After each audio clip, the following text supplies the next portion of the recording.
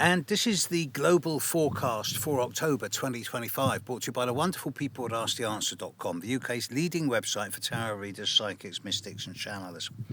Folks, there's been some pretty weird news in my country in the last few days.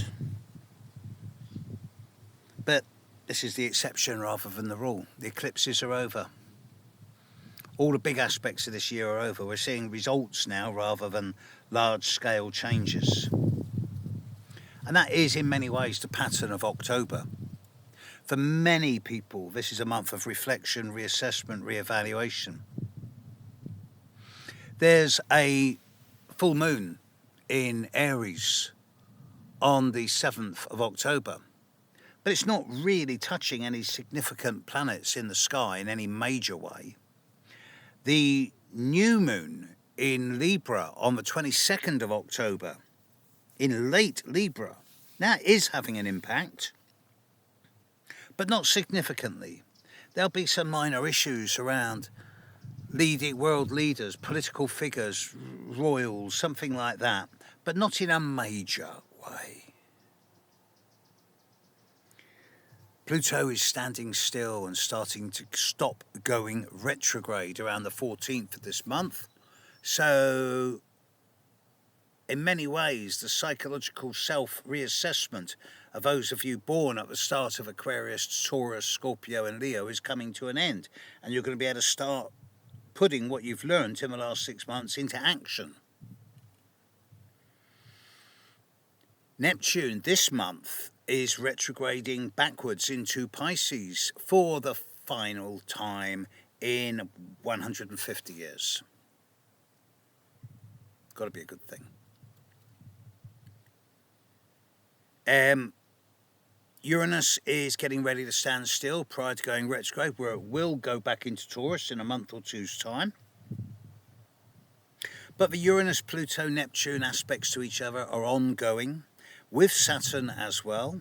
Saturn is now getting ready to stop going retrograde, getting ready to start moving forward in preparation for the big Saturn-Neptune conjunction in February of next year. Jupiter is now slowing down, 22, 23 degrees of Cancer, squaring Mercury at the start of this month. And then there'll be a nice trine to Jupiter from Mars towards the end of the month.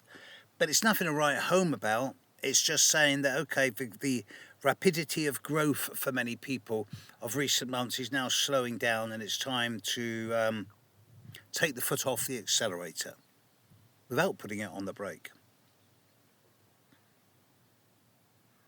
Mars is in Scorpio all month.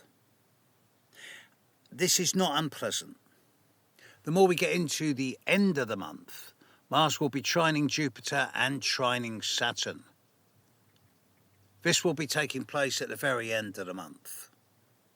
So I do expect some pretty big business and financial and economic decisions at the end of the month, which might be quite dramatic in the short term, but long term look pretty good for the majority of us. Venus starts the month in Virgo, but by the 12th, 13th moves into Libra, which it loves being in, and Venus is being gentle this month. Mercury moves into Scorpio on the 6th of October, and then it moves into Sagittarius around the 29th of October. Now, early next month, it will be going retrograde.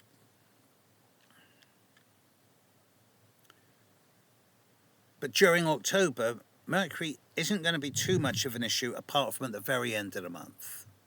Now, let me focus on the critical times of this month. There are basically two critical times of this month, centered around 2, 3 or 4 day long periods, the lesser of which is the 13th to the 15th of October, where you've got Venus opposite Saturn, Venus moving into Libra, Venus opposite Neptune, Venus trine Uranus, Venus trine Pluto, and Pluto standing still going retrograde.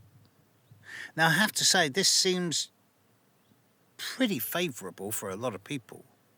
And if there's any of you born at the end of Virgo or the start of Libra, the end of Capricorn, the start of Aquarius, the end of Taurus, start of Gemini, then this 13th to the 15th of October is actually quite a favourable time. Not big deal, but helpful. Far more significant is the last 27th to the 30th of October.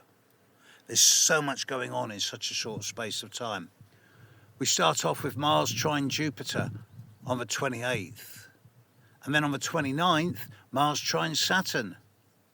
Mercury moving into Sagittarius, trining Saturn, trining Neptune, opposing Uranus, and then sextiling Pluto on the 30th. So to have Mercury hitting all three of the outer planets in a really positive way at the same time as Mars is making a grand trine with Saturn and Jupiter, this says to me that the last 3 days of this month could be very favourable indeed. And because astrology works on inverse Sod's law, it's probably going to be quite a bit of challenge as well. But in every challenge, there's an opportunity. I find myself, as I'm approaching my 50th year of working with astrology, I find myself more and more looking at the challenging aspects as opportunities and the easy aspects as bringing laziness and indulgence.